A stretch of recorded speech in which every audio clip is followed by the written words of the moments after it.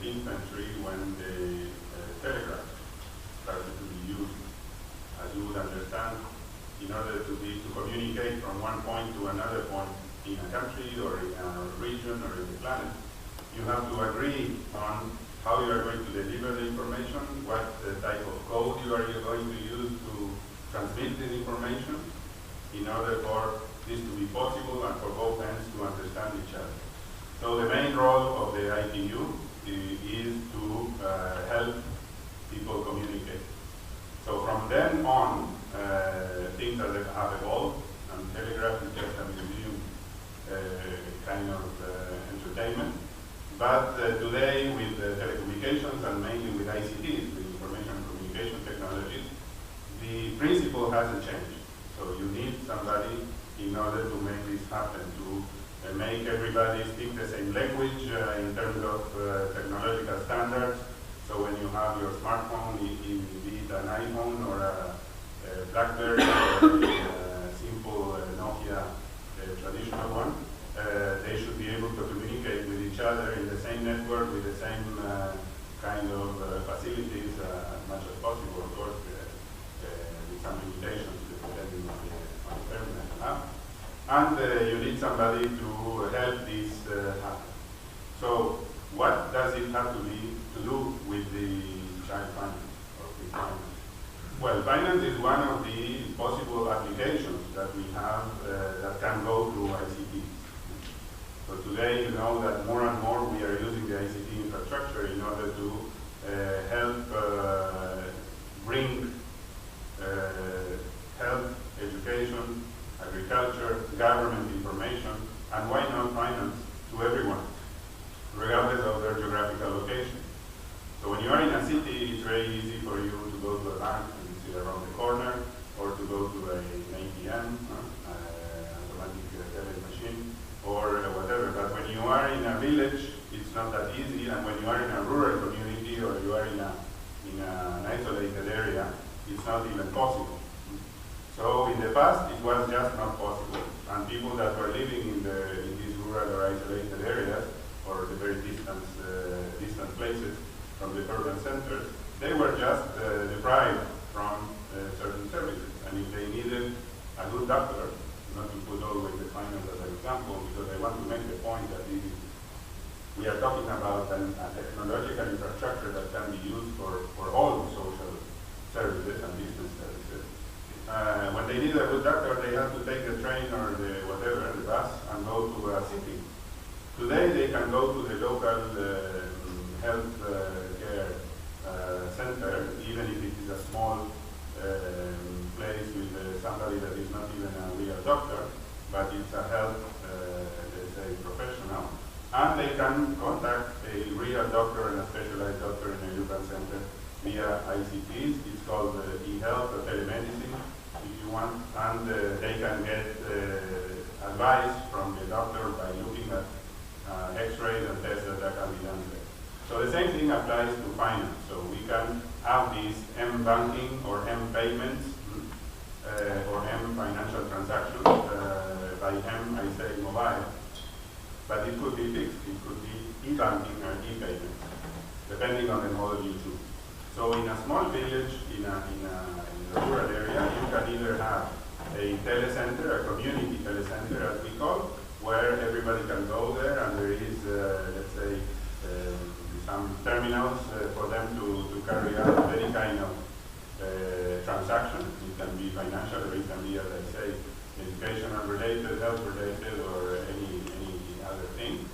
Or they can use their mobiles, and then that's when you talk about M transactions.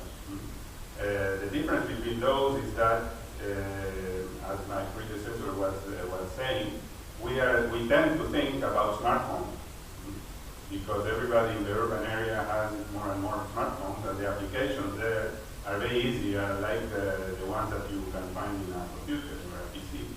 But when you go to the real world, people in developing countries and even outside the urban areas, they don't know what a smartphone is.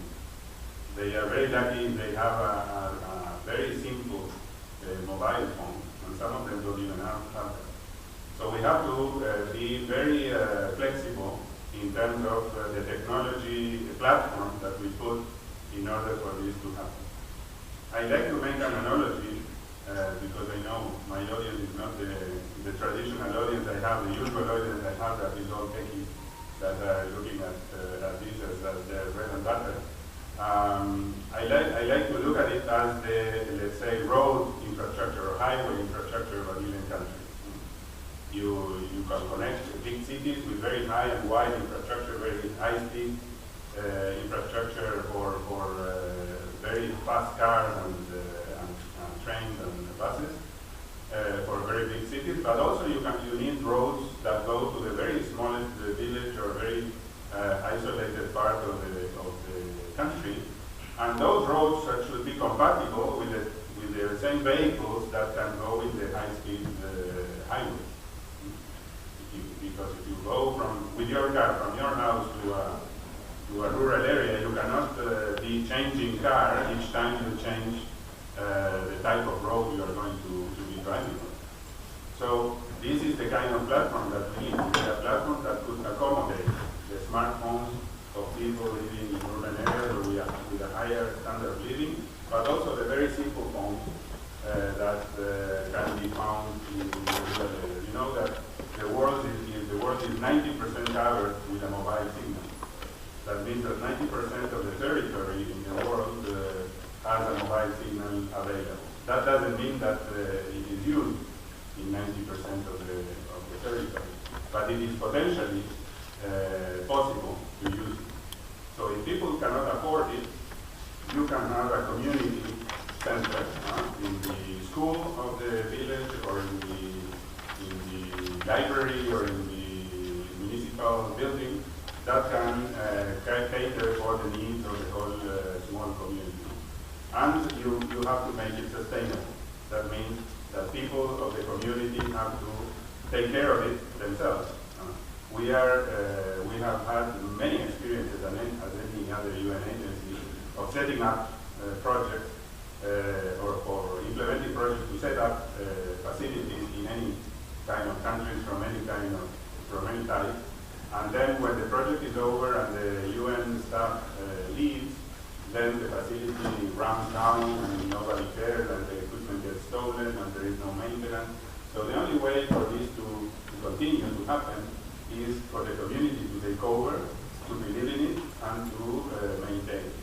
This child finance initiative has in mind to use schools for this, which is great, because the school is a cherished place, is a sacred place for any community where parents will take care of it because it is where their children go.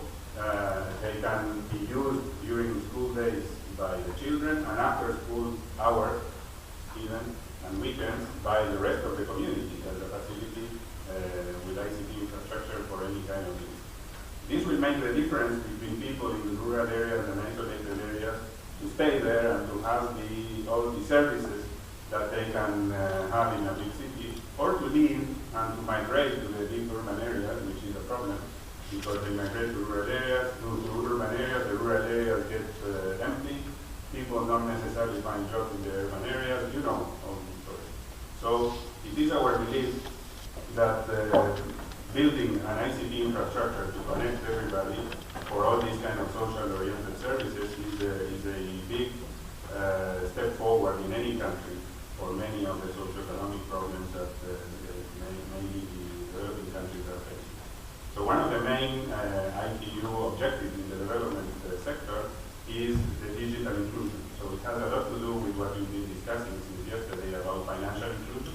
So digital inclusion is to include everybody in the digital age, include everybody in the connectivity of the planet, and bring all these applications to be used by everybody. And to finalize, let me just say that it is not just about technology. Technology is an enabler, but if the people that are going to use this service don't know about it, don't know how to use it, they don't, they are not interested. It's not going to happen. If it's not, the content is not related to the local community, the content should be locally relevant. Not only in the local language, as we say many times, but also locally relevant. If people in a rural area in some country in Africa go and they only see things from the US, what's going on in the US movie business or whatever, that's not going to be relevant for them. They're not going to use it. They're going to get tired. Maybe the kids are going to play a bit, but it's not what we are intended to. But if the community owns it, takes it over, develops its own content for their own purposes, the people from the agricultural activity, for instance, if that's the community main activity, can come and see what are the new developments, what are the climate predictions, what are the prices of their products in the market, and this kind of relevant information for the community, and their children can see what are the opportunities to study that they can have. Many of them can be also e-education, e-learning, and some of them then they can go elsewhere and all that. That will then be part that will be owned by the community and will then be sustainable, because they will take care of it and they will keep it not only maintained but evolved.